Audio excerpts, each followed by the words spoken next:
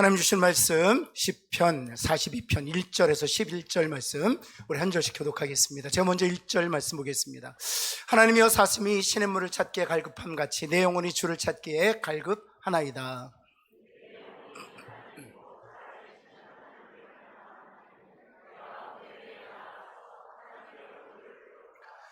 사람들이 종일 내게 하는 말이 내 하나님이 어디 있느냐 하오니 내 눈물이 주야로 내 음식이 되었도다.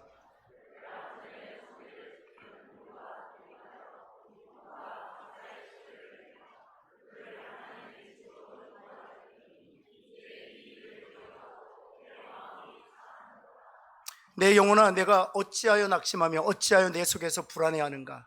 너는 하나님께 소망을 두라. 그가 나타나 도우심으로 말미암아 내가 여전히 찬송하리로다.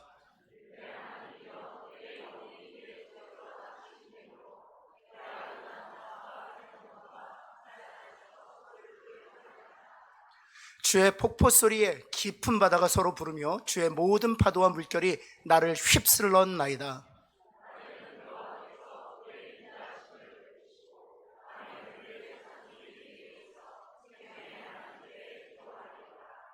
내 반석이신 하나님께 말하기를 어찌하여 나를 잊으셨나이까. 내가 어찌하여 원수의 압제로 말미암아 슬프게 다니니까 하리로다.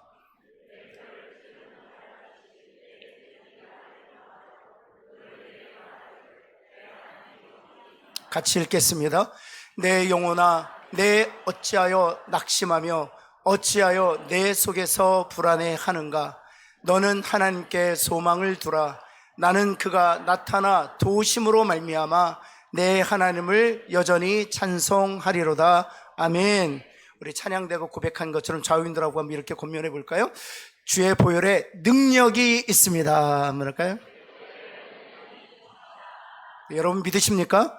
주의 보혈이 우리를 살립니다. 주의 보혈이 우리를 회복시킵니다. 오늘은 마음을 따르지 않을 수 있는 용기라는 제목으로 말씀을 증거하도록 하겠습니다. 여러분 받기 문제일까요? 아니 문제일까요? 아시네요. 예, 받기 문제가 아닙니다. 항상 아니 문제입니다. 여러분 모든 문제는 안에서부터 시작됩니다. 안이 골마 있기 때문에 문제가 생기는 것이고 또 문제가 해결되지 않는 것입니다. 우리는 너무나도 잘 알고 있어요. 상황과 환경이 중요하지 않습니다.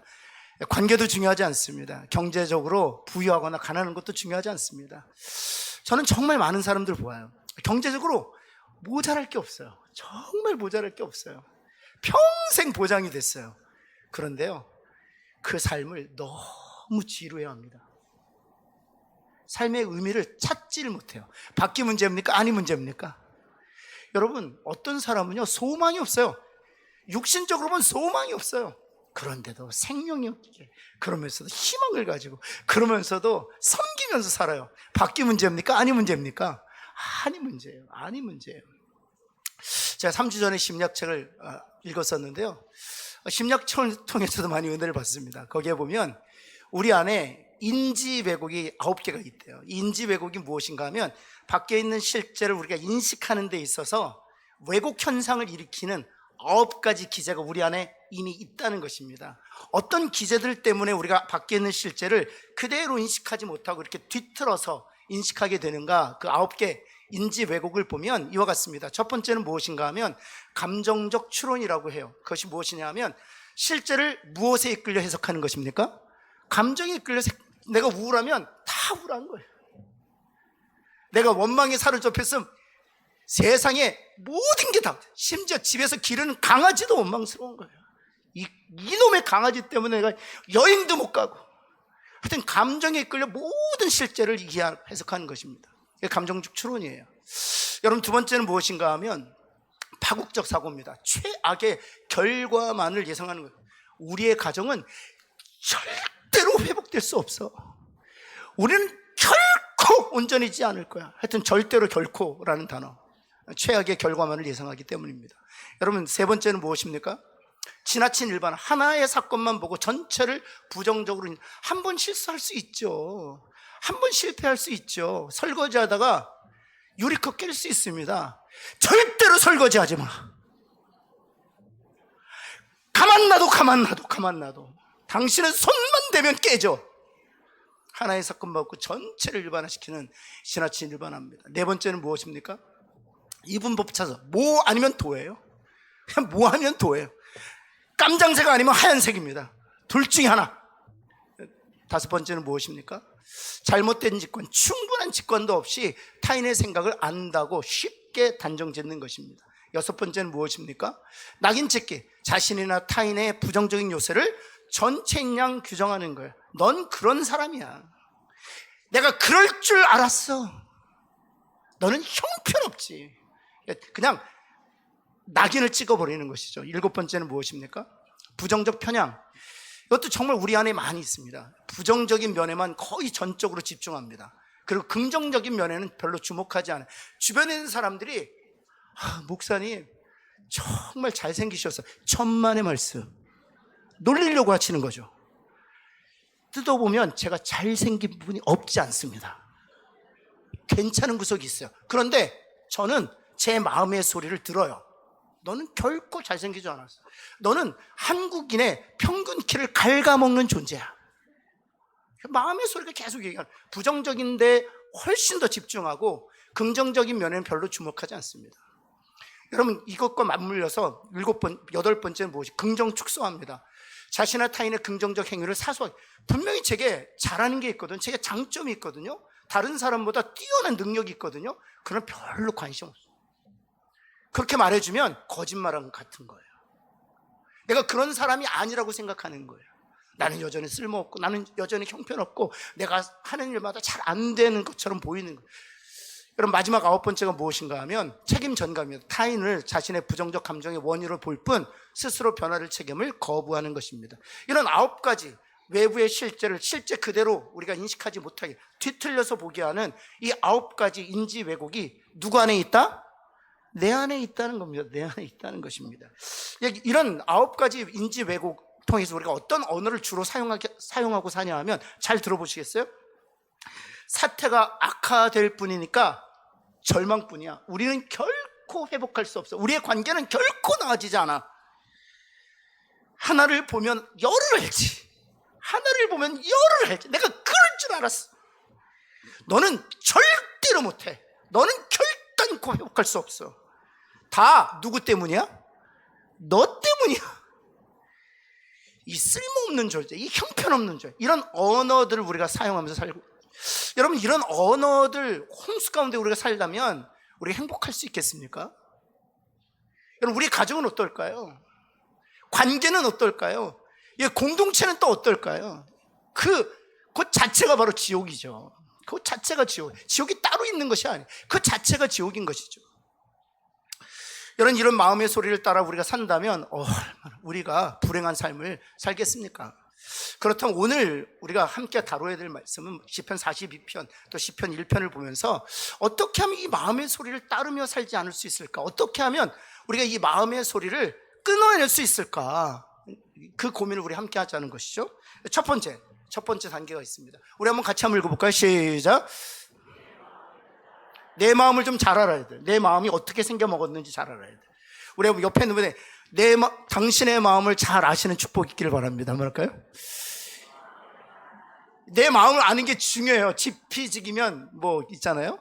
내 마음을 잘 알아야 돼. 내 마음이 어떻게 생겨 먹었는지를 잘 알아야 돼요. 여러분, 심리학자는 인지 왜곡 9개를 말하고 있지만 사실 성경 창세부터 요한계시록 전체를 거쳐서 이 인지 왜곡 9개 외에도 훨씬 더 깊이 있게, 무게 있게 우리 마음에 대해서 다루고 있어요. 우리 마음에 어떤 것들이 있느냐?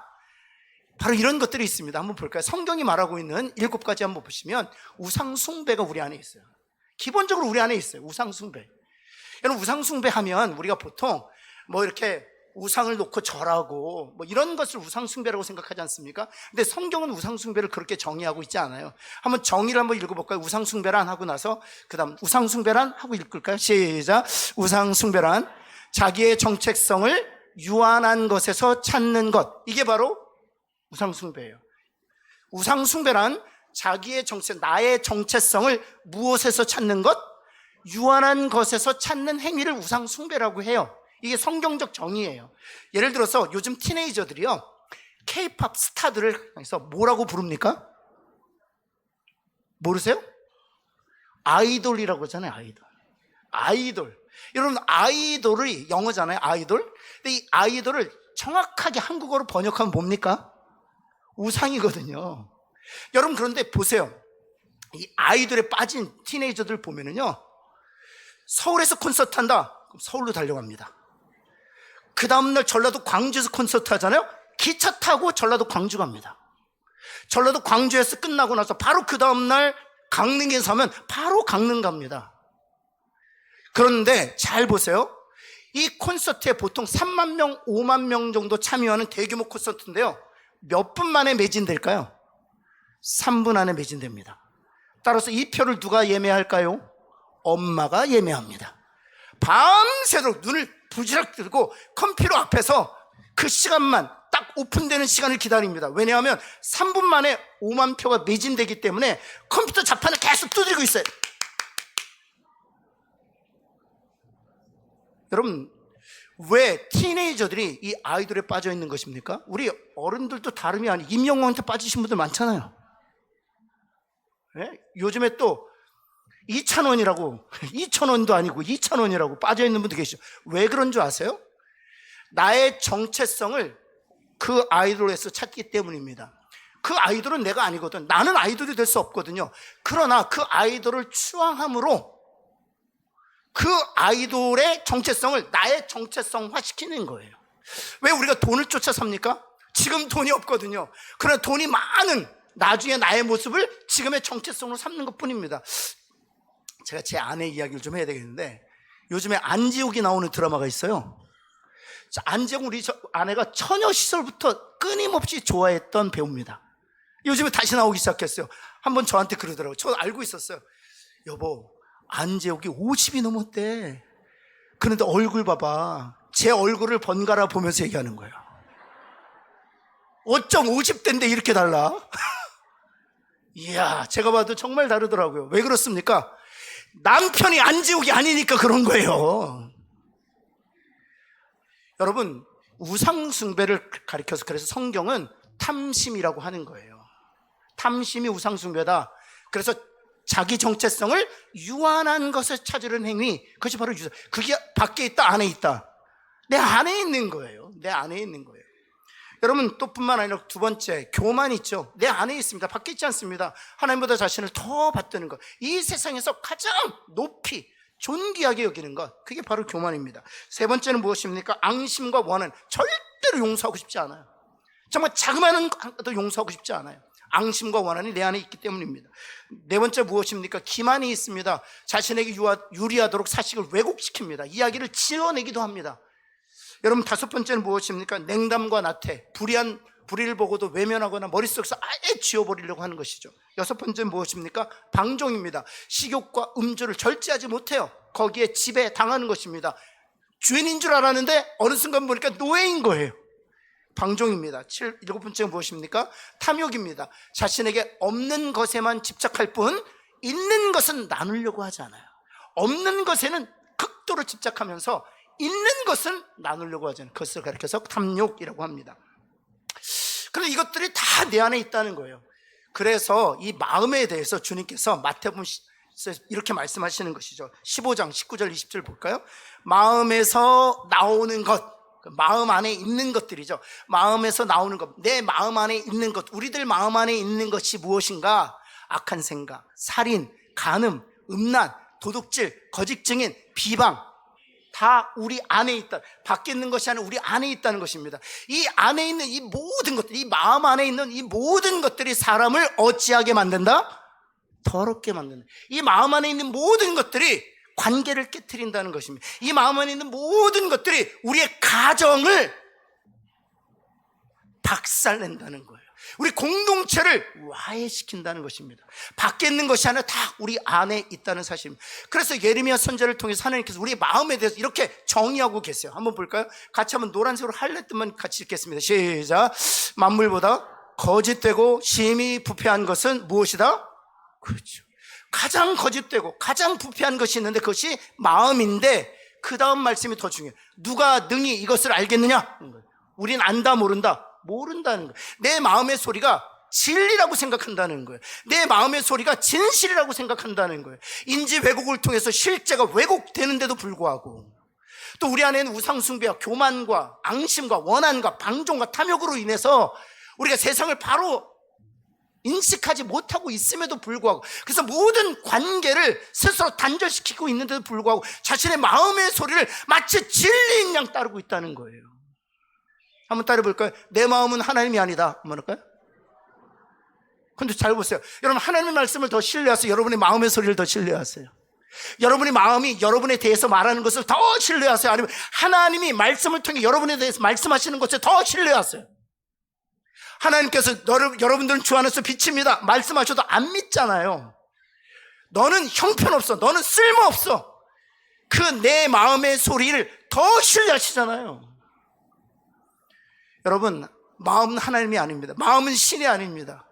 마음은 오히려 거짓되고 부패한, 우리를 왜곡시키는 사는 성도 여러분, 우리 마음의 현 주소를 정확하게 직시하시는 은혜가 저와 여러분에게 있기를 예수 그리스도는 축원합니다. 그래서 두 번째, 우리가 그 다음 단계로 우리 마음을 알았기 때문에 우리 결정해야 될 게 있어요. 이 시간 우리가 결단해야 될 게 있어요. 내 마음의 소리에 귀를 기울이지 않겠다는 거예요. 한번 따를까요? 내 마음의 소리에 귀를 기울이지 않겠습니다.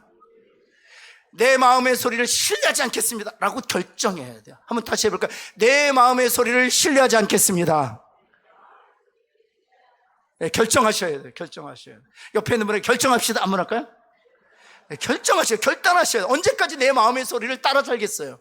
마음은 거짓되고 심히 부패하기 때문에 마음이 자연스럽게 내게 건네는 그 소리에 내 마음을 빼앗거나 생각을, 감정 녹아져서는 안 된다는 것이죠.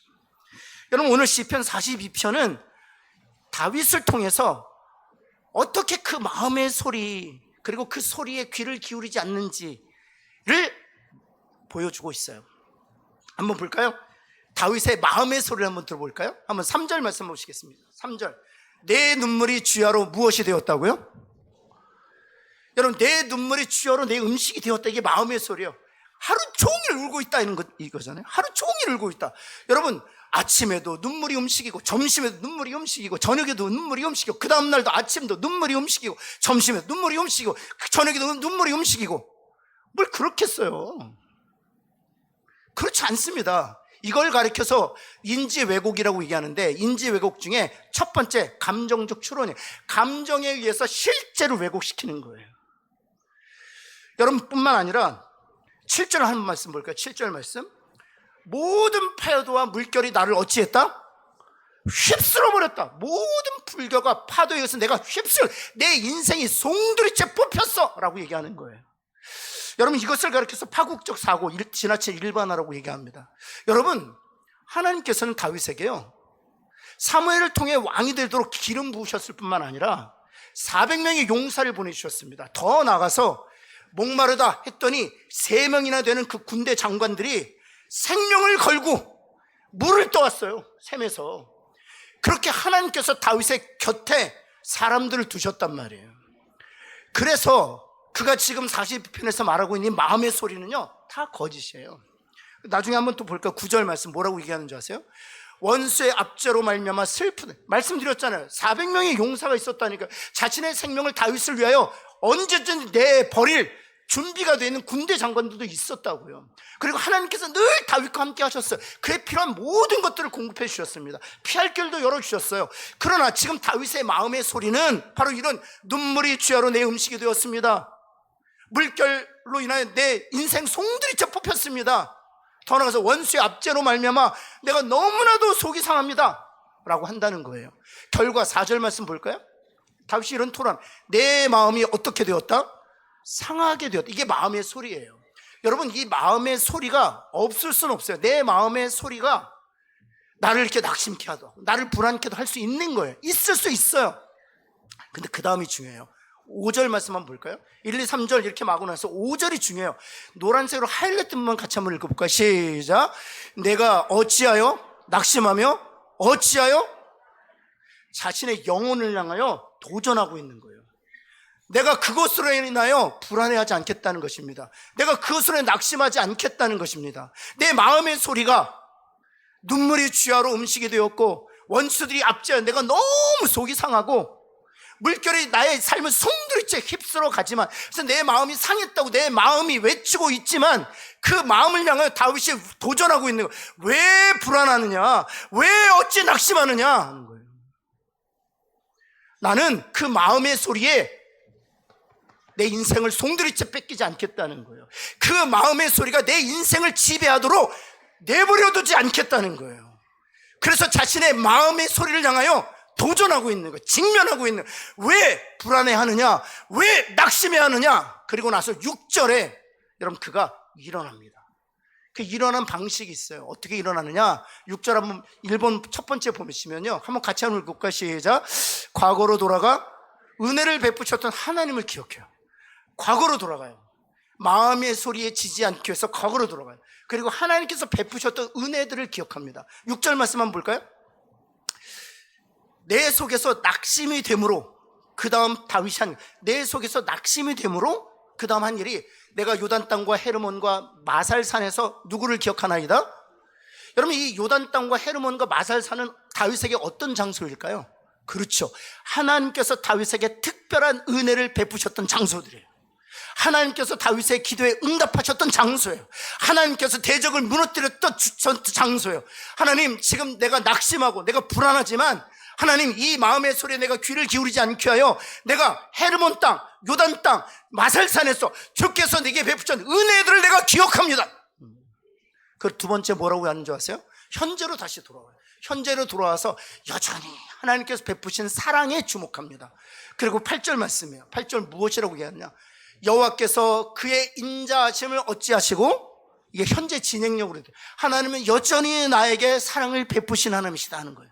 그리고 나서 네 번째, 미래로 돌아갑니다. 미래로 돌아가서 하나님께서 도우실 것이라는 소망을 품어요. 11절 말씀 한번 볼까요? 너는 하나님께 소망을 두라. 그리고 구체적인 내용이 무엇입니까? 하나님은 어떤 하나님? 그가 나타나셔서 도우실 하나님. 여러분, 마음의 소리에 귀 기울이지 않기로 결정하고 그것을 위해 다윗이 했던 것은 과거에 하나님께서 베푸셨던 은혜의 그 장소, 그 순간들을 다시 기억하는 거예요. 그리고 현재도 하나님께서 끊임없이 내게 베푸신 사랑을 주목하는 거예요. 더 나아가 우리 하나님이 나타나셔서 나를 도우실 것이라는 소망으로 내 마음과 생각을 채우는 거예요. 사랑하는 성도 여러분, 다윗을 통해서 오늘 살아가는 우리 그리스도인들에게 말씀하시는 것은 거짓되고 부패한 마음을 따르지 아니하고 그 마음의 소리를 기울이지 않기로 결정하라는 거예요. 그런 결정과 그런 거룩한 결단이 저와 여러분의 삶에서 있기를 예수 그리스도를 다시 한번 축원합니다. 마지막 세 번째는요, 구체적인 내용인데 너무나도 중요해요. 세 번째가 가장 중요해요. 우리 한번 같이 한번 읽어볼까요? 시작. 나의 마음의 소리가 하나님의 말씀과 일치될 때까지 계속해서 말씀을 묵상하는. 여러분, 그렇다면 여러분 다윗처럼 그렇게 마음의 소리, 이건 내가 낙심이 되고 내가 불안하게 될 때 그 마음의 소리에 귀 기울이지 않고 내 마음의 소리에 지배당하지 않기 위해서는 어찌해야 되는가? 다윗이 어떻게 그것을 가능하게 했는가? 바로 여기에 답이 있는 거예요. 나의 마음의 소리와 하나님의 약속의 말씀이 일치될 때까지 말씀을 붙들고 묵상했다는 거예요. 시편 1편이 그 답을 주고 있어요. 시편 1편 한번 볼까요? 시편은요 150편으로 이루어져 있습니다. 시편은 하나님께서 하나님의 자들에게 주고 싶은 복의 내용이 다 기록되어 있어요. 근데 1편에서 문을 열 때 이런 말씀을 하시는, 복 있는 사람이 누구냐? 어떤 사람이 복 있는 사람이라는 거예요? 무슨 꾀를 쫓지 않는 사람?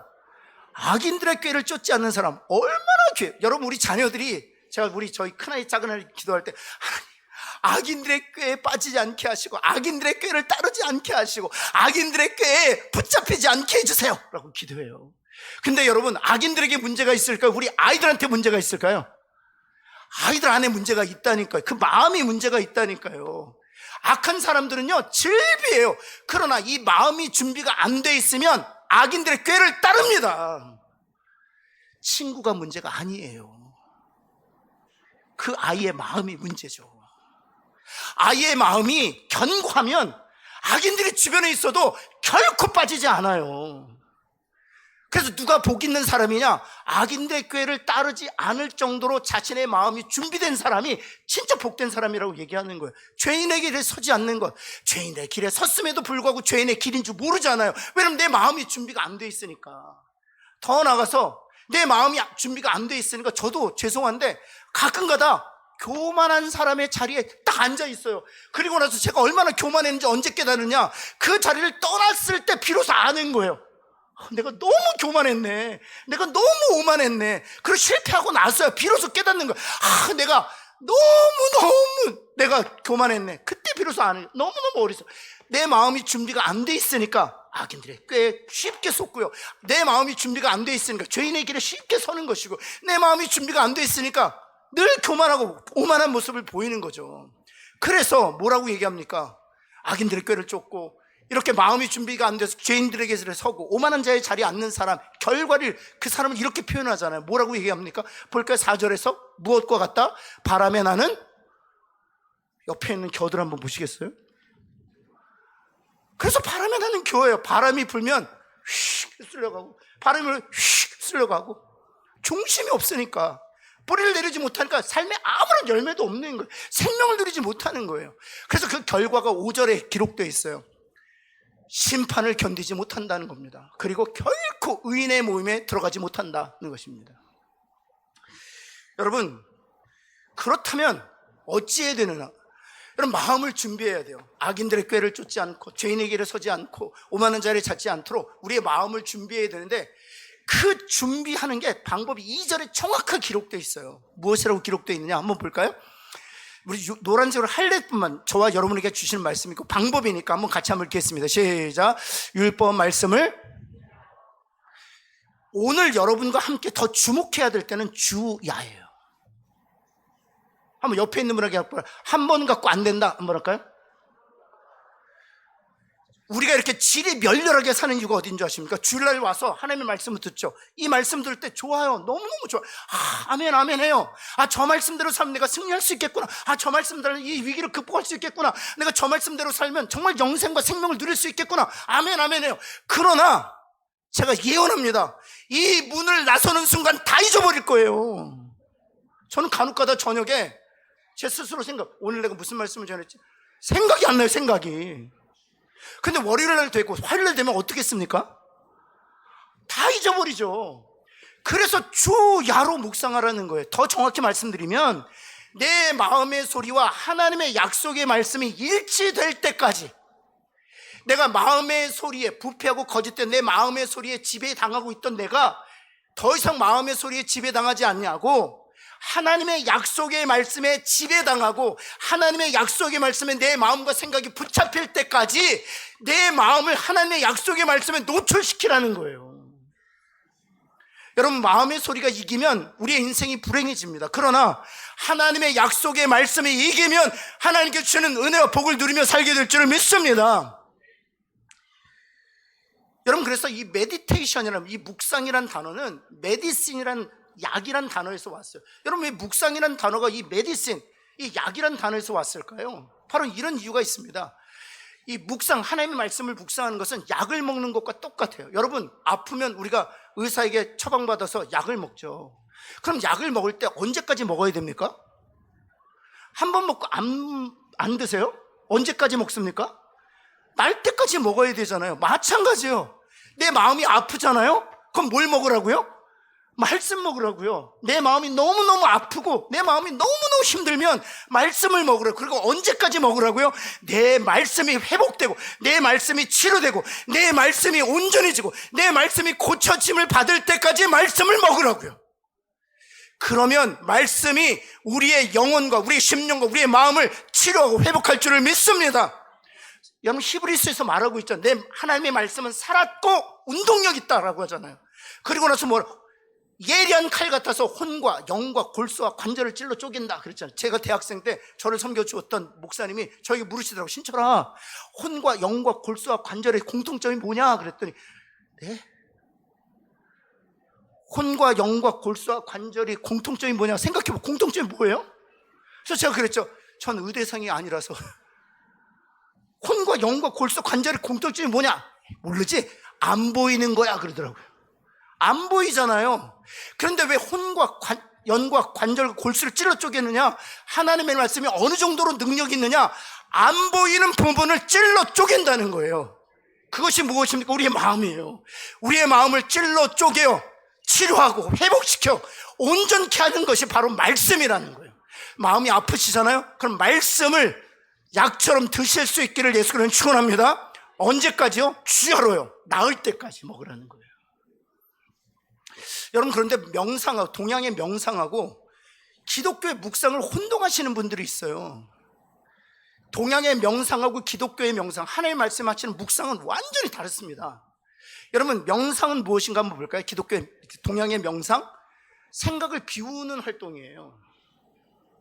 내 안에 있는 쓰레기들을 제거하는 활동이죠. 이게 동양의 명상이에요. 자꾸 생각을 비우는 거예요. 이거를 묵상이라고 생각하시는 분들이 있어요. 아니에요. 묵상은 다릅니다. 묵상은 무엇입니까? 생각을 채우는 거예요. 동양의 명상은 생각을 비우는 활동이지만 기독교의 묵상, 하나님 말씀 묵상은 채우는 거예요. 무엇으로 채우는 것입니까? 말씀으로 채우는 거예요. 내가 마음의 소리를 따르지 않기 위해서는 내 마음의 소리를 하나님의 약속의 말씀과 일치시키는 거예요. 여러분, 시편 119편을 보면 시편 기자가 얼마나 이 약속의 말씀에 목말라 했는지를 알아요. 시편 119편 전체가 그렇거든요. 한번 볼까요? 119편 11절 말씀 보실까요? 11절 말씀에 보면 주의 말씀을 내 마음에 어디에 두었다? 내 마음에 두었다. 이렇게 16절 말씀을 볼까요? 16절 주의 말씀을 잊지 아니하겠습니다. 그럼 여러분 17절 말씀 주의 말씀을 내가 지키리이다 합니다. 여러분 42절 말씀해 볼까요? 주의 말씀을 내가 의지합니다 합니다. 162절 말씀 볼까요? 주의 말씀을 내가 즐거워합니다. 그리고 마지막 169절 볼까요? 주의 말씀대로 나를 깨닫게 하옵소서. 말씀에 얼마나 갈망하고 있는지 몰라요. 그리고 이 말씀이 내 마음의 소리와 일치되었을 때 그가 하나님 앞에 이렇게 기도해요. 비로소 이렇게 기도합니다. 무엇처럼 기도하느냐면 28절 한번 볼까요? 주의 말씀대로 나를 어찌해달라고요?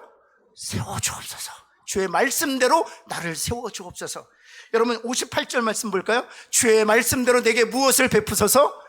은혜를 베푸소서. 이 마지막 절이요. 107절 말씀 주의 말씀대로 나를 어찌해달라고요? 그렇죠.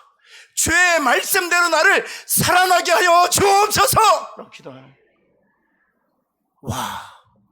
그래서 시편 1편으로 다시 돌아가면은요, 주님이, 하나님이 이렇게 말씀하세요. 시편 기자를 통해서 1편 2절에 보면 율법 말씀을 주야로 묵상하라. 내 마음의 소리와 하나님의 약속의 말씀이 일치될 때까지 내 마음을 하나님의 말씀에 노출시켜라. 내 마음을 하나님의 말씀으로 가득 채우라는 것입니다. 그러면 3절 말씀에 이런 복을 주시겠다는 거예요. 이건 자연스러운 결과예요. 열매를 맺겠다는 겁니다. 근데 제가 요번에 제가 이 말씀을 보면서 더 은혜가 됐던 것은 제 마음을 사로잡았던 단어는 마르지 아니한다는 거예요. 여러분 한번 보세요. 제가 여러분 눈을 보면 다 알아요. 다 말라 비틀어져 있어요. 여러분 남편과의 관계 어떠세요? 남편과의 관계가 어떠세요? 말라 비틀어 계시죠? 더 이상 소망도 없죠? 여러분 남편이 들어 저거 왜 왔나 이러시잖아요. 아내가 아이고 저거 또 죄송합니다. 욕 나올 뻔했네. 더 이상 소망이 없어요. 여러분 일에 대한 열정은 어떠세요? 일에 대한, 지금 일하고 계시는 분들 있죠? 일에 대한 열정은 어떠세요? 제가 저를 보면 30대 40대는 제가 이 정도 아니었어요. 지금도 열정이 있다고 생각하시잖아요. 30대 40대 저 장난 아니었습니다. 제 아내가 저를 보면 당신 진짜 많이 식었다 이래요. 제가 저를 봐도 말랐어요. 진짜 말랐어요. 하나님과의 관계는 어떠세요? 그렇게 하나님 앞에서 눈물을 흘렸던 때, 말씀을 읽으면서 촉촉치 적셨던 때, 다 말라졌잖아요. 왠 줄 아세요? 바로 이 얘기 하시는 거예요. 마르지 않는다는 거예요. 언제요? 나의 마음의 생각과 하나님의 약속의 말씀이 일치될 때, 하나님의 말씀이 내 마음에 가득할 때 우리는 결코 마르지 않는다는 거예요. 하나님 관계에만 마르지 않는 게 아니에요. 일에 대한 열정도 생겨나는 거예요. 내게 주어진 모든 일들이 더 이상 지루하지 않아요. 관계도 다시 소망을 갖게 되는, 생명을 누리게 되는 거예요.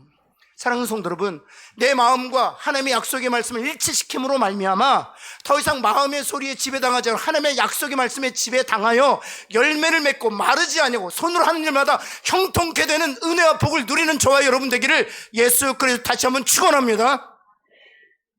여러분, 그러고 보면 10명의 정탐꾼과 2명의 정탐꾼이 보인 반응이 이해가 돼요.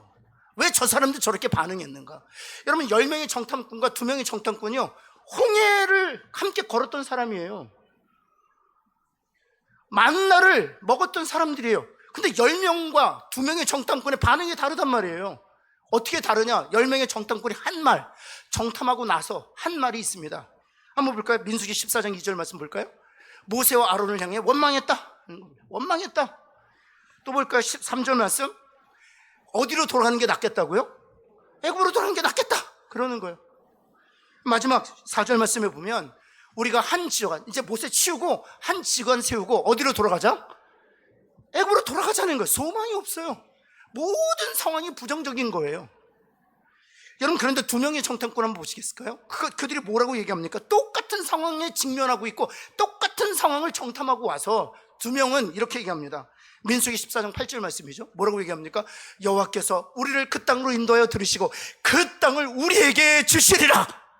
와, 생명이 느껴지잖아요. 열정이 느껴지잖아요. 여러분, 9절 말씀해 볼까요? 그들은 우리의 뭐라고요? 먹이라. 파워가 느껴지잖아요. 여러분, 마지막 24절. 그래서 하나님께서 뭐라고 말씀하시는 줄 아세요? 이 여호수아, 갈렙, 특별히 갈렙은 그 마음이 누구와 다르다? 10명의 정탐꾼과 다르다는 거예요. 그 마음이 왜 다른 것입니까? 그렇죠. 10명의 정탐꾼은 자신의 마음의 소리에 지배당한 거예요. 그런 2명의 정탐꾼은 자신의 마음의 소리에 귀를 기울이지 않을 수 있었던 것은 하나님의 약속의 말씀으로 자신의 마음의 소리와 일치시켰기 때문이에요. 사랑하는 성도 여러분, 바퀴 문제가 아니라 안의 문제예요. 내 마음이 아프잖아요. 그 마음이 치유될 때까지 말씀을 붙들어 보실 수 있기를 바랍니다. 그리하면 혼과 영과 골수와 관절을 지키는 살아있고 운동력 있는 말씀이 우리의 마음을 치료할 뿐만 아니라 하나님의 그 축복과 약속의 말씀이 나의 마음의 소리가 될 줄을 믿습니다. 기도하겠습니다. 하나님, 우리 사랑하는 성도를 정말 위하여 기도합니다. 하나님, 더 이상 소망이 없고 하나님과의 관계도 사람들과의 관계도 하나님 이미 말라 비틀어진 그런 건조한 삶을 살아가고 있습니다. 일에 대한 열정도 사라졌고 하나님에 대한 눈물도 이미 사라지지 오래되었습니다. 하나님, 내 마음은 계속 하나님 불안과 낙심을 조장하고 있습니다. 하나님, 더 이상 그 마음의 소리에 내 인생에 지배당하지 않도록 성령님 끊어 주옵소서. 하나님, 내 마음이 치유되고 이 아픈 마음이 회복될 때까지 하나님의 약속의 말씀을 내 마음에 둘 수 있도록 하나님 도와주옵소서. 하나님, 다시 한번 결단합니다. 말씀을 펴겠습니다. 내 마음의 소리와 하나님의 약속의 말씀에 일치되는 은혜를 허락하여 주옵시며 그 말씀의 능력으로 살아가는 저희들 되게 하여 주옵소서. 예수 그리스도의 이름으로 간절히 기도합니다. 아멘.